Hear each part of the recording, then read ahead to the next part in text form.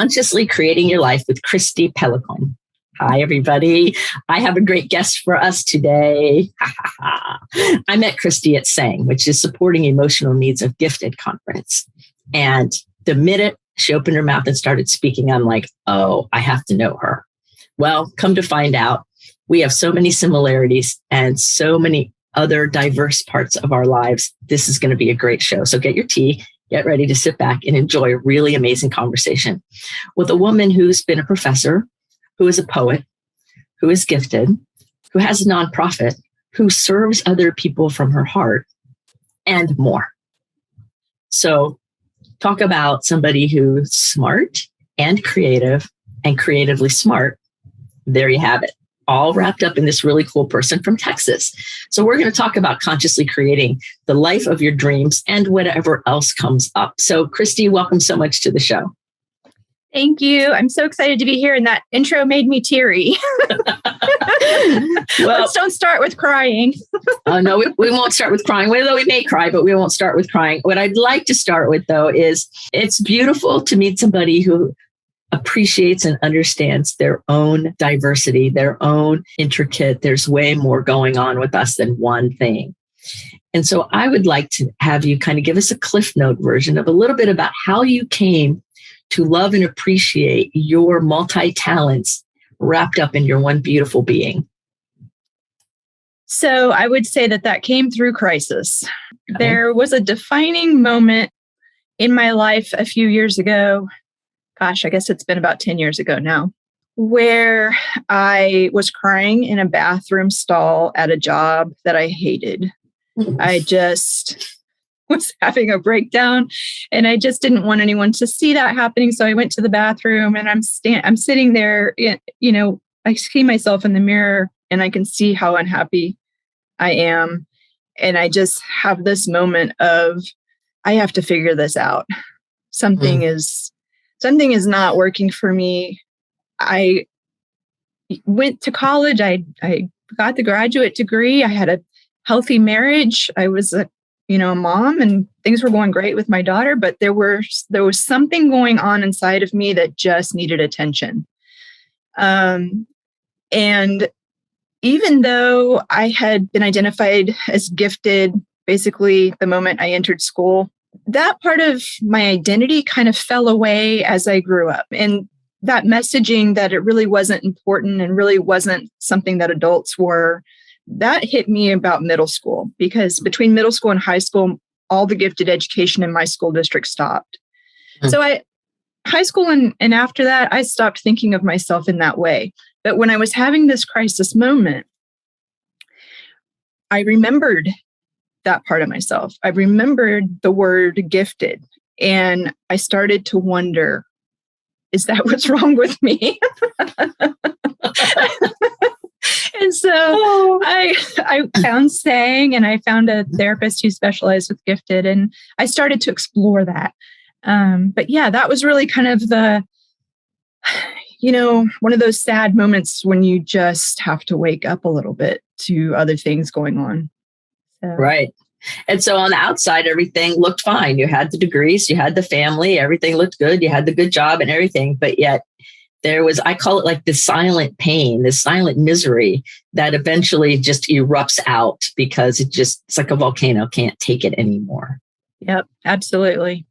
So is that when you started writing poetry, or were you a poet before all this, before the crisis? How did the poetry play into helping you on the other end of this crisis? Because I'm assuming that it has something to do with it. Kind of, yes. Okay, so poetry, I have been writing it since first grade. I have little kid stick drawing poetry books. And I even have my little award for first grade of having written one for a book contest. So that piece of my life, this relationship with language, and it's more than language, it's more about a way of seeing, has been consistent since I can remember. Nice. And I very much get that from my mom. My mom read to me a lot and exposed me to the power of stories and words and imagination. And I definitely credit her for that inspiration. But poetry, it's it's almost like my knee-jerk reaction to the world. It's the fabric of my thoughts, if that makes any sense. You're making perfect sense. Yeah. And so I'm sorry, I forgot the other part of the question, but yeah. So how did your poetry help you? Like, okay, so you're in the bathroom stall crying and you find a therapist, and maybe the gift is what's wrong with you. But I tell everybody, your gifts are not what's wrong with you. They're what's right with you. And the culture has it backwards. And so it's not a liability, it's an asset. And we have to turn that belief system around so that we realize that there's nothing to fix. There's nothing wrong and there's nothing to fix. Absolutely. I can't agree with that enough. It's a mind shift. It's a shift that we have to take inside of ourselves also to become empowered about that. Mm-hmm. So I would say, even through the painful moments, poetry continued to be my reaction to my world, both the good and the bad. Mm-hmm. So even in the pain, I'm writing the pain poems, right? It's still coming out. It's coming out. And in a way, it's sort of like, it sounds strange, but it was sort of like my way of saying, like, you know what, Kristy, I understand you, Kristy. It's like, I understand these poems. Mm-hmm. And so in that way, it's sort of like, I feel less alone if I'm creating that. It doesn't matter to me if other people are understanding those poems or even seeing them. It's more about having a relationship with some deeper part of me that's important. Oh, that's beautiful. Yeah. And that's that connection that's so vital. Mm-hmm. And that poetry is the bridge. It's the language, the lens. And it's the strangeness, right? Because I think part of my pain of that particular moment that I'm talking about with the job was that it was so normal and it was so conforming. You sit in your chair, you type things on the computer, you answer the phone, you do your thing, you check out at 5, and it just, that kind of monotony. As much as I wanted to convince myself that I could do that, and walked the road of trying to convince myself that I could do that in multiple jobs, the reality is I cannot do that. I have to do something else. And so I have to have contact with things that are strange, because in my life, the strange is the beautiful. It connects to me to the spiritual, things that we can't know, the ether, the inexpressible, like all of that is a consistently running part of me that I need to be in touch with. And so conformity and this normalizing of my work life, it was running, incongruent to my, I guess we could call it my soul. I feel like that might be a little cliche, but to the way that I operate inside. Right. So. Right. It feels like it was like a civil war. It's like your essence and your being, the being of Kristy was the non-conforming because of the creativity and just the experience of the world. And then there was this train going down the track saying, this is what we're expected to do. You're smart. You have to do it this way, and make it look normal, whatever that meant. And the answer to that's no, that's not how this is going to work. And so to me, it feels like, a civil war that finally erupted with, I just can't do this. This is not like if somebody was to tell me I'd have to sit someplace and work 9 to 5, Monday to Friday, doing whatever. I can't even imagine that. Yeah. It's not even in my awareness. Like, no, I can't do that. Like, yeah. Well, and I think it's kind of amazing what we can talk ourselves into, though. Yeah. Because so I graduated with a degree in poetry directly into the Great Recession and could not find a job. So I was, society was telling me a lot about like, your degree is worthless. And I identified with my degree, like in my soul. So like, you're telling me kind of I'm worthless in a way. Right. These things I care about so much. I've spent the last 3 years of my life dedicating all of my time to just don't matter. And I internalized some of that. And so I started trying to find like any job that would have me, like, and putting aside who I am just to find anything that I could do. And part of that was a survival, we need to make an income. But part of that was just being so frustrated with society's messaging that I was like, fine, you win. I'll do it. I'll do it your way. Mm-hmm. And then, of course, hit a wall. So And I think that that's a common journey. I think a lot of people go through that kind of thing. Like, how long are we able to play the game? And then finally, there's that deep moment of reckoning with this isn't working, in whatever way it comes. Because I remember trying to do regular jobs and be normal, whatever that meant. And I didn't last very long. Like I was terrible at that.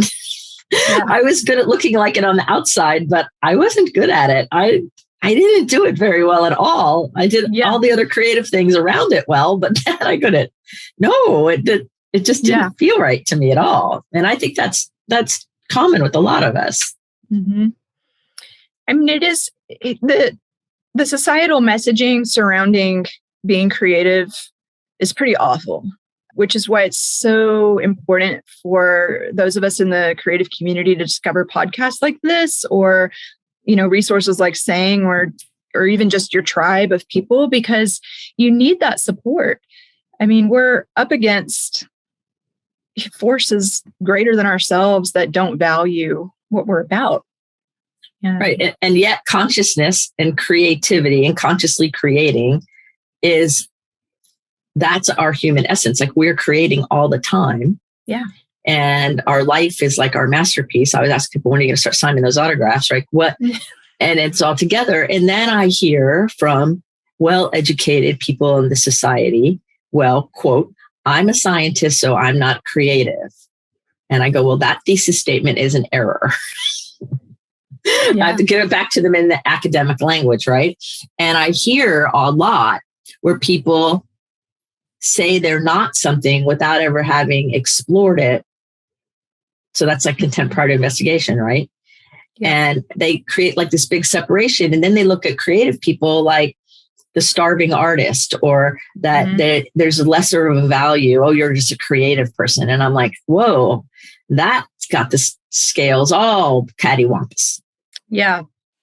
Yeah. So, I mean, part of my presentation at Saying was talking about all of the different career paths that I've had. And certainly this has been sort of a struggle in my life, is between that, which is, I guess, the traditionally thought of as creative artist mode, and then a more analytical mode, because I'm not just functioning in that world of poetics, but I'm also doing these other things that require that analytical part of my mind. And that's why I was trying to talk about this idea of translation, that, in my position as an executive director, which is definitely more on that analytical side of things, or in my past, I was a drafter for an engineering firm. That's definitely on that other side.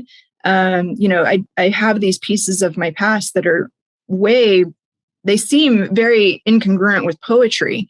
But for me, there is a connectedness there, because you are in so many positions as a gifted person drawn to taking something that doesn't exist in the world, or is an abstract concept, or is an idea. So in science, your hypothesis, right? Your thing that you're curious about, that's your creativity functioning. And then you're going to take that and you're going to work it with your skills that you have, your degree, your talents, and things like that. And you're producing something for the world that's new, right? And so I guess I just don't see it as being so black and white. Human beings are just all the gray area. And it's a gradient of analytical and creative. And that is the magic place. Yes.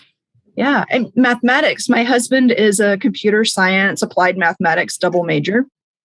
And he's a programmer in his day life. And he does all of this other mathematic gifted stuff on the side. And that's intensely creative.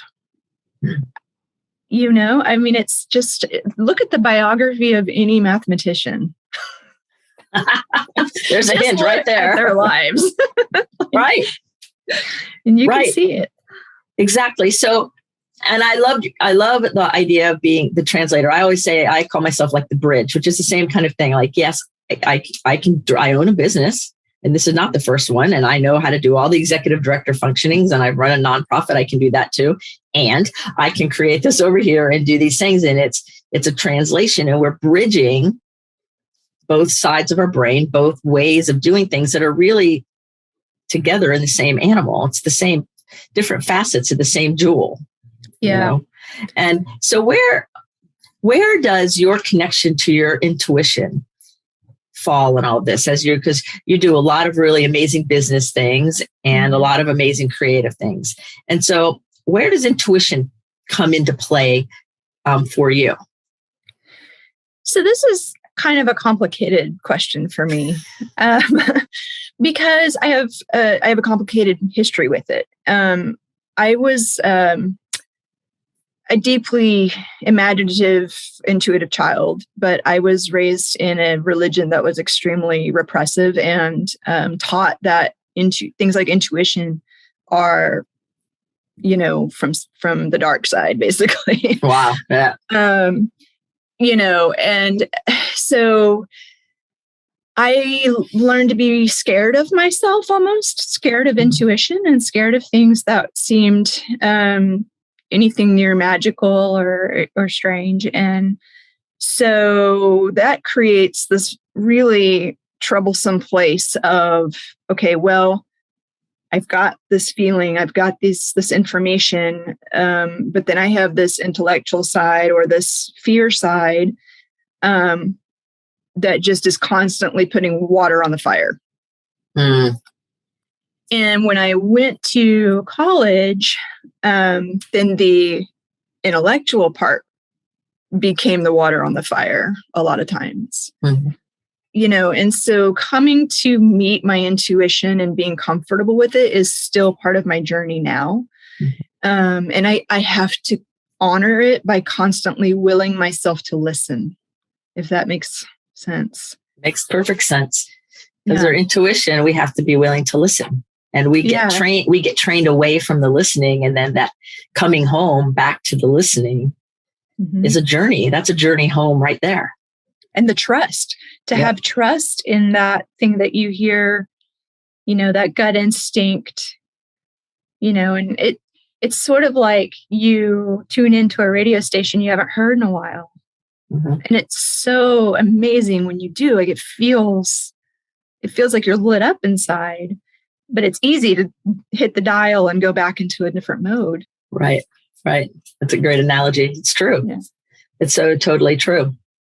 So what are some things you do to help with that whole spiritual part of your world? Like I know that you do some work about spiritual confusion, and I think a lot of people have that, even people who think that they're on one path. I think there's always that room for that little bit of, what? So talk to us a little bit about spiritual confusion and how that is in your life, and what do you do to help yourself?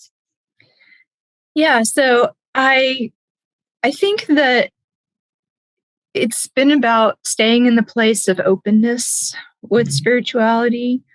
I tried in my early 20s to say that I was an atheist and I didn't believe in any of that stuff and no woo woo and, nothing, like real hardcore. Turns out I can't be that way. I'm not wired like that. But, so then it was about, okay, well, how do I exist here? Because I don't think what I was raised in works for me. It's too black and white. It's too scary. It's too doom and gloom. At the same time, can I have a spiritual life that I can be comfortable with? Because it's clear that part of me needs that.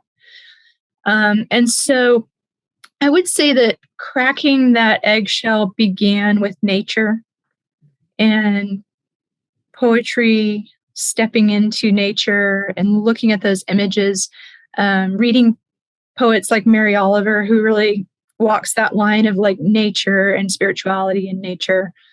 And then intentionally, as I became braver and stronger, trying things. I went to a mystical shamanism class, and, it turned out it's almost like I'm adding things to my spirituality these days rather than saying no across the board to things. It's more like, what is in this that I like and enjoy? And how can I include this with what I think? Because if you really think about like all the religions that are out there and all the human stories that are in there, there's so many beautiful little gems and glints of gold. And like, I want to put that all together as one story of my spirituality, my version of that. And so going to something like the mystical shamanism class, it was fun. I ultimately decided, maybe this is not what I want to do full time. But what it did for me was it connected me with the imaginative part of spirituality. If that, it's like, yeah, what if we hold the world this way and we think about the trees are connected to us and we're having a communication with them. So I enjoy that. Like as a creative journey in my mind, I enjoy thinking about things like that. Yeah. I did a cultural shamanism class where I had to fly to Canada, and we were with the Canadian First people. And I, in my academia self, thought we would be sitting in a little classroom learning about things. I was wrong. Totally wrong. Totally wrong. And we were out hiking in the woods and connecting to trees and talking to the hawks and doing all kinds of things that were just amazing and magical.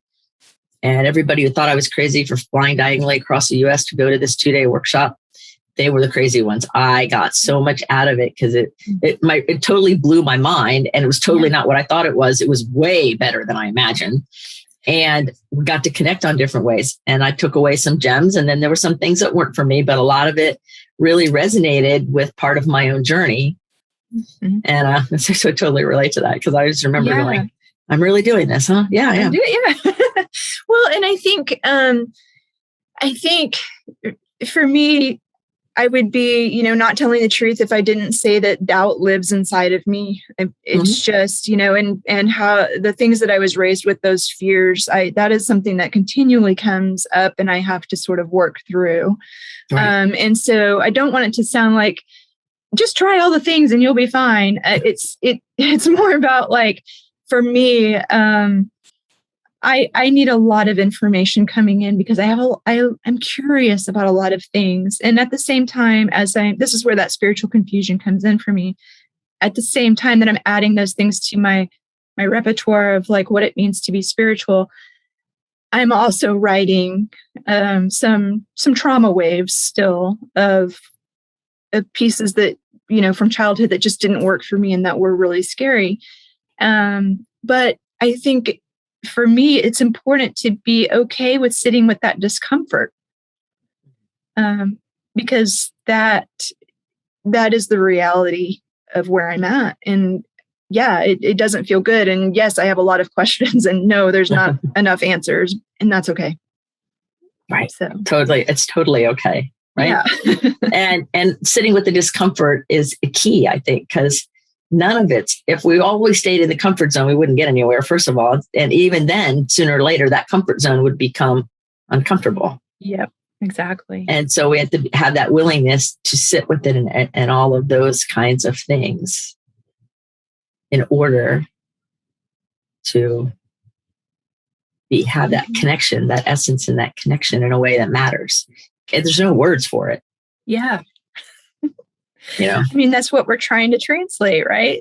Right. And so I'm like sitting here going, well, we're consciously creating our life because it's our consciousness that's creating it. But then we also are doing these actions over here. And you might think you're not creative, but you are creative. And everything, don't believe everything your brain says. Just don't believe everything your brain says, because it's not totally true. Most of it's old news. Yeah. And fake news. And fake news. Yes. We can add fake news to that. So part of it is that being willing to be in the process of it all and everything.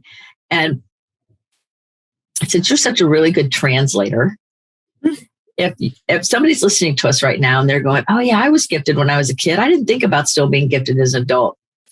And they're kind of curious about how come it matters. And they're listening to you right now. what would you tell that person whose curiosity is piqued by our conversation and they're not really sure where to go or what to do or how to think? What would you say to invite them to go forward? Yeah. I mean, I think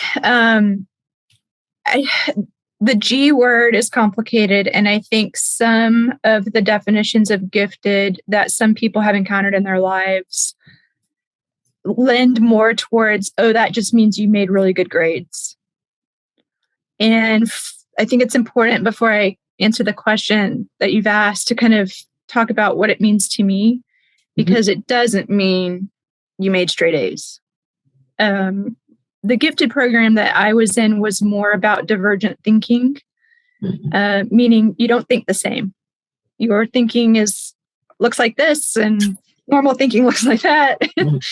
And so some programs in schools, I realize, are a little bit more like, well, you've made straight A's, and so therefore you must be the G word. But I'm definitely talking about something more creative than that, more expansive of a definition than that. Yes. And so I think if you're an adult, a gifted adult, and you're not calling yourself that anymore for whatever reason, I think it's a great question to ask, well, what if you did connect with that definition of yourself? What would that look like? What would that be like? What would that mean for you? Would it help you connect with a different part of yourself that needs to come into the light now? I mean, that was kind of my journey. And as far as resources go, there's so many great books. And there's so many things out there. I discovered a lot of my books through Great Potential Press, and through Sang, because Sang has a list of therapists that they used to. I don't know if they still do, but they do. Yeah.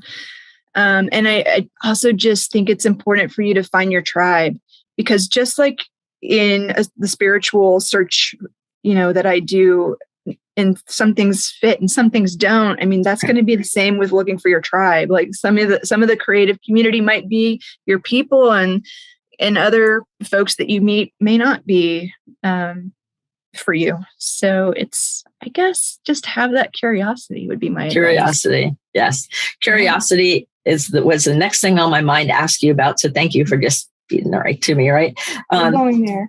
And I think that curiosity and play and fun are paramount when it comes to our growth and our being conscious and being aware and being creative and being living, right? Yeah. And so how do you bring curiosity into the more linear thinking, the more administrative kind of thinking and executive kind of thinking? Because I have some executives that listen to this show that are very much wanting to be more curious and more playful, but they're not really sure how to fit it in or what to do except hide it secretly because they might be looked at as weird. And I identify with that.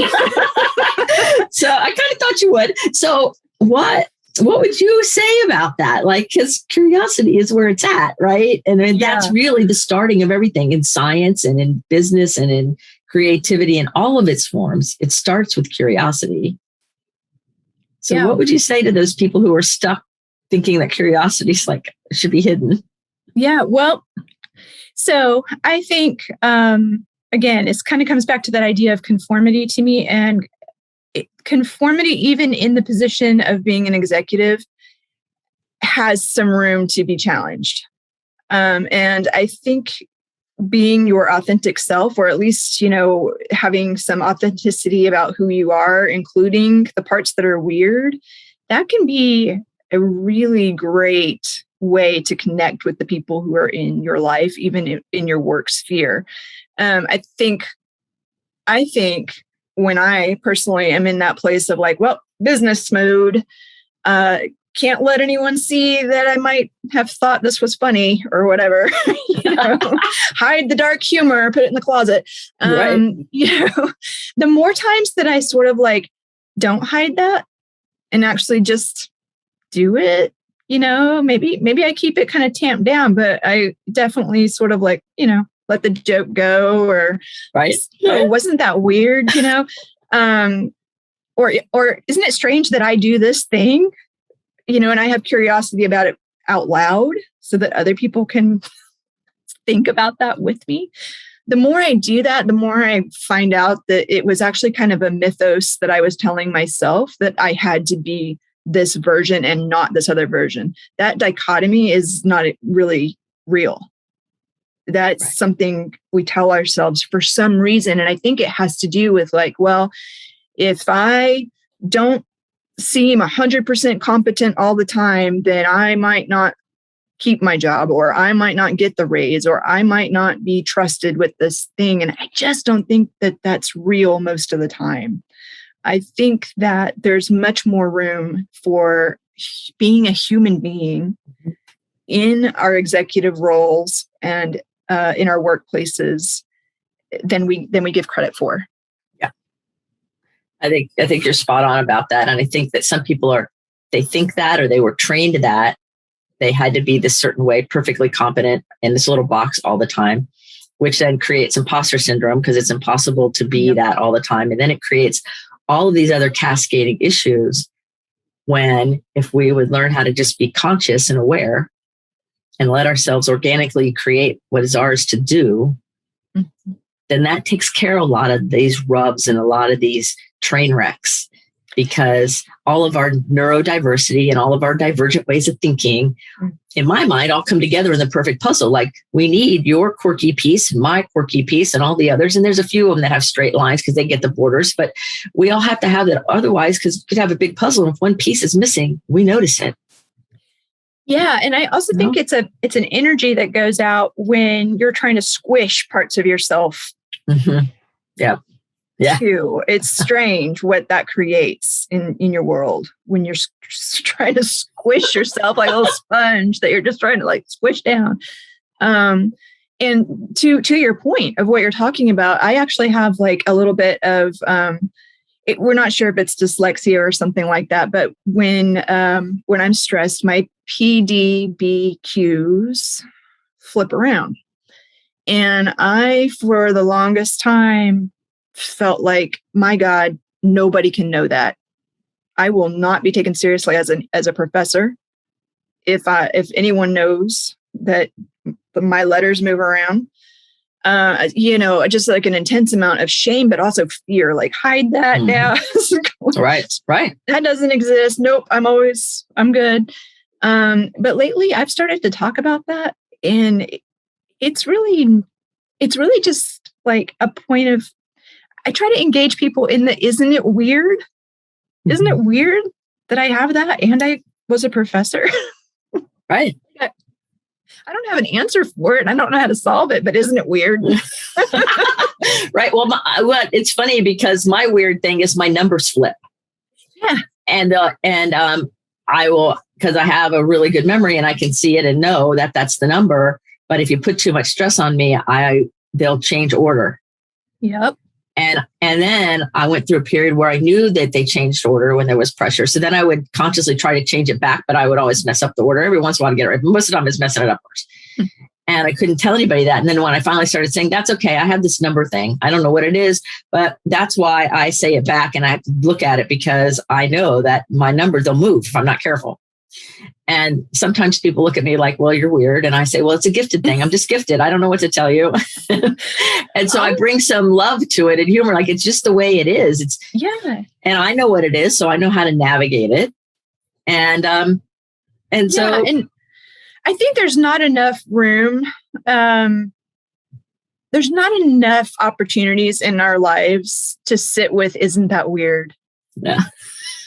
I really feel that. And that kind of connects to, so I'm the founder of a nonprofit called Class Libre, and I'm trying to make humanities education available for under-resourced communities, because the humanities are that space of sitting with the question of, isn't it weird? Isn't it strange? Or let's look at this together. And part of like why I'm so passionate about that is my own observation that there's not enough time, place, safe environments where you can ponder things like that with other people.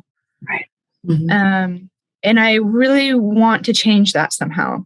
And so that is part of my, passion for doing that. I want us to wonder more about each other. Yeah. The whole idea of having that wonder and being able to sit and wonder and ponder things. There needs to be more space for that, and all of that. So tell everybody a little bit about Clase Libre, and you gave us a little clip note version, but we're going to put links to Clase Libre and how you can help them and support them, because it is a nonprofit, in the show notes. So, but I want Kristy to share with us a little bit about the project and what you see for it, the vision for it. And because I think it's a really noble cause, because my mother was a pianist, and I was raised with a lot of appreciation of the humanities. And I'm really grateful, because I didn't get it in other places that I might have. And right. And so when I heard about your project, when you mentioned it at your talk, I'm like, oh, that's so beautiful. So will you share about that a little bit? Yeah. And I want to share too that it's somewhat connected to my life story, because when you're raised in a very repressive environment, when you are not allowed to think except for in this box, these are the acceptable thoughts you can have. It's really difficult when you grow up to figure out how to get out of there. And you're not sure where is a safe place you can go to talk about those things. And so for me, when I started college and I encountered humanities classes, that was life-changing, because that was the first opportunity I had to have a cultural like influence and investigation outside of the box of thoughts that I had been given growing up. And so that piece of it, that gaining that freedom to connect with other human beings, was super powerful.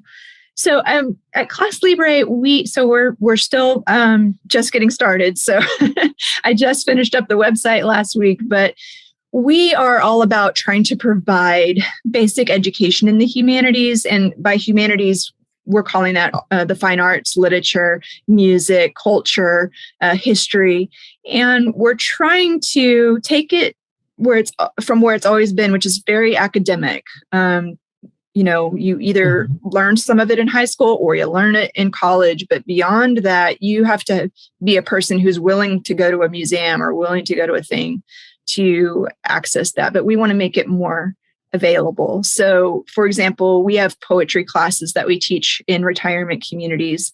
And the magic of connecting with the elderly community over a poem is, I can't translate it. I can't put it into words. It's so moving and powerful. And to see them have that ability to connect with each other and with someone else over an idea is it's just magic. And that's the kind of moment we're trying to create for a lot of different communities. So particularly adults, and particularly if they've not gone to college or not finished high school, we want to make that space available for them to learn a little bit about these things that are the core of being human beings.